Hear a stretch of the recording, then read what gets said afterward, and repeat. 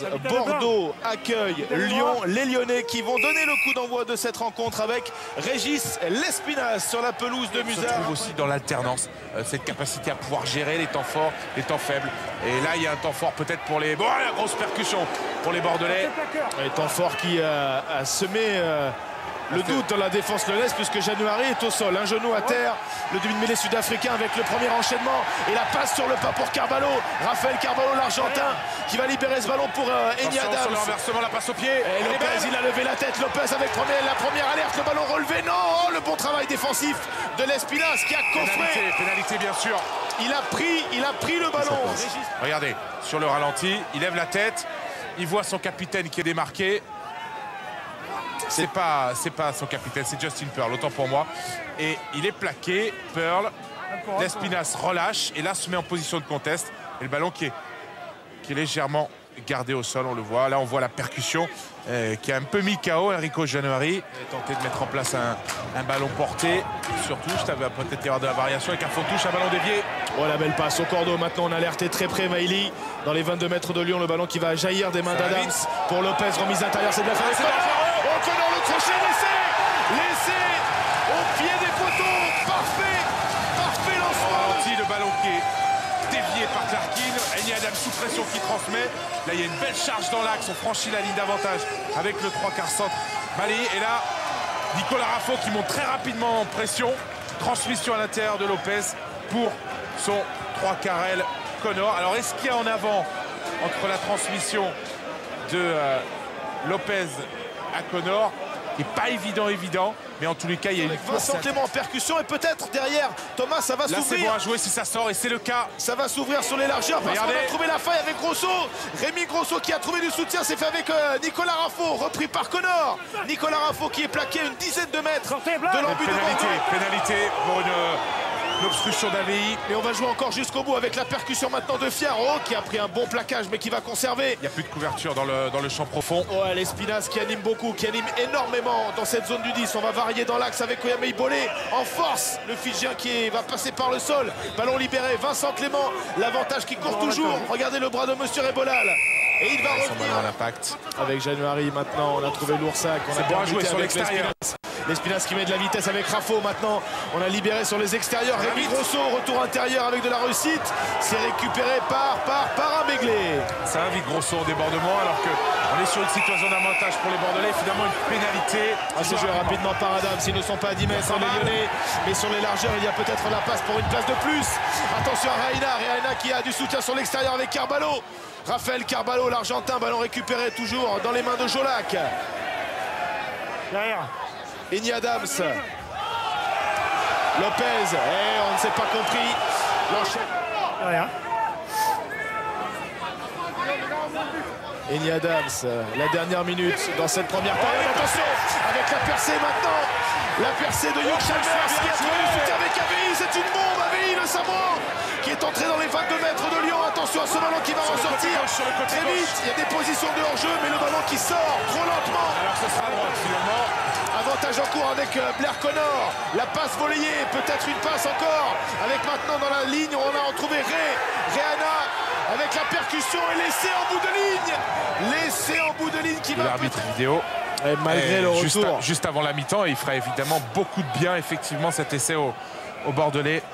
Malgré le retour de Romain Loursac, il semblerait que Justin Pearl, le troisième ligne, le numéro 6 de cette équipe béglaise, ait marqué le deuxième essai de son équipe.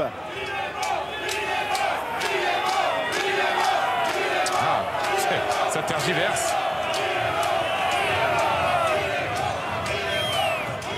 Ça tarde un peu. Monsieur Bessot a demandé tous les angles, tous les ralentis disponibles et proposés par nos équipes techniques emmenées par Samy Chatti. Oui, Bruno. Et on va l'écouter. Il y a essai.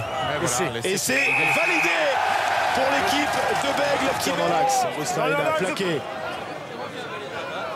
Eni Adams dans le côté fermé. Et la passe au cordeau maintenant pour Ray. Retour intérieur. Attention avec Maïdi qui a trouvé du soutien. Le soutien, c'est Ikero Forbes. Attention sur le renversement. Eni Adams, le renversement, le voilà. Thomas avec la passe au pied de Camille Lopez, mais directement. Notamment les Bordelais pour se réchauffer. Touché. La température négative ce soir la pelouse du stade Musard. Coup de chapeau aux acteurs de cette rencontre qui nous promettent du jeu et qui en envoient encore. Avec Cré qui va naviguer, qui va trouver la faille et l'essai du bonus, il est magnifique. Julien Rey, regardez. La sortie de balle rapide. Carvalho qui est là en position de centre. Les centres lyonnais, eux, sont restés collés. Rey s'engage dans l'intervalle. Il est récupéré in extremis par Raffo. Et Carvalho a suivi et est à l'intérieur pour offrir une solution de passe qui sera décisive puisqu'elle amènera l'essai. Regardez. Sort de l'intervalle, la tête haute et il trouve à l'intérieur son 3 quarts aile gauche qui a continué son effort pour se proposer depuis le coup de pied, depuis le renvoi de cette seconde période. Et ils alternent encore avec dans la ligne Reana. Extérieur, c'est fait peut-être avec le décalage. Oh, il a appelé en croisé, mais il y a attention, le passage à vide. Passage à vide, mais selon M. Rebola, il n'y a pas eu contact. Le jeu peut se poursuivre et on peut inverser bon encore sur les largeurs. Extérieur avec Rey peut-être. Attention la transmission avec de la réussite. Et l'essai de Chalmers peut-être. Non, l'essai de Pearl. L'essai de Justin Pearl, c'est son doublé. Avec encore la troisième ligne. Et regardez le départ de l'action avec la croisée ici. Et Connor qui donne le tournis à la défense de Lyon. La libération. Et sur le reversement avec Eni Adams. 2 passes sautées. La première de Lopez. Et Rey ici qui au contact transmet avec un petit peu de réussite. C'est Chalmers qui effectuera la dernière passe à destination de Pearl qui ira conclure entre les poteaux. Il ira aux 2 noirs. Ça joue rapidement par les Lyonnais.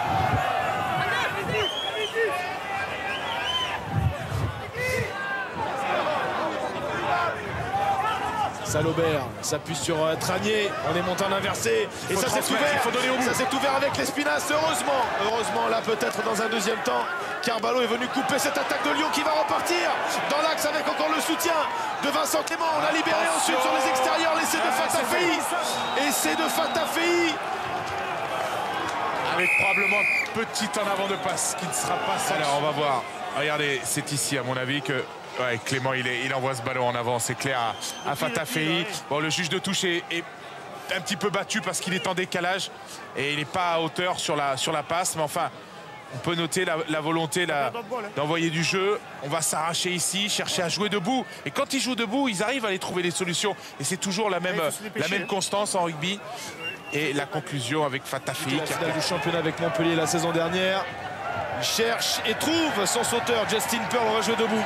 On va jouer porté. Voilà peut-être ce que demandait Marc Delpont. On va verrouiller. Fort devant, fort sur les appuis. Fort aussi techniquement parce que c'est très difficile ce genre de phase de jeu. Alors on va peut-être dynamiser d'abord avec Fabien Hoff. Ouais, parce qu'on avait bien défendu côté lyonnais. Et on va croiser, attention avec le duel de Camille Lopez. Il a relevé, oh, il ne marquera pas. Pas cette fois. C'est la seule question. Regardez Lopez ici qui transmet à Fraser. Et là, Fraser, il est projeté en touche. Mais il est projeté en touche dans l'embut ou avant l'embut. Et ce sera, alors, il considère que c'est une touche. Ramo 22. Une touche de ballon mort, une touche d'embut. Terminé, on va vite taper en touche. On va taper ou alors on va jouer peut-être un dernier essai dans le fermé. On va peut-être pas prendre de risque. Je crois pas qu'on joue. Ouais, c'est terminé. Et c'est terminé dans ce match en retard de la 9e journée du top 14. Bordeaux s'impose 31-10 face à Lyon. C'est une victoire bonifiée. C'est une victoire à 5 points. Et une victoire capitale dans la suite de l'aventure et dans l'optique du maintien pour les Bordelais. Là, ils font très clairement un pas de plus encore pour sécuriser cette accession en top 14 qu'ils avaient obtenue la saison passée. François, c'est à vous avec le plateau des spécialistes.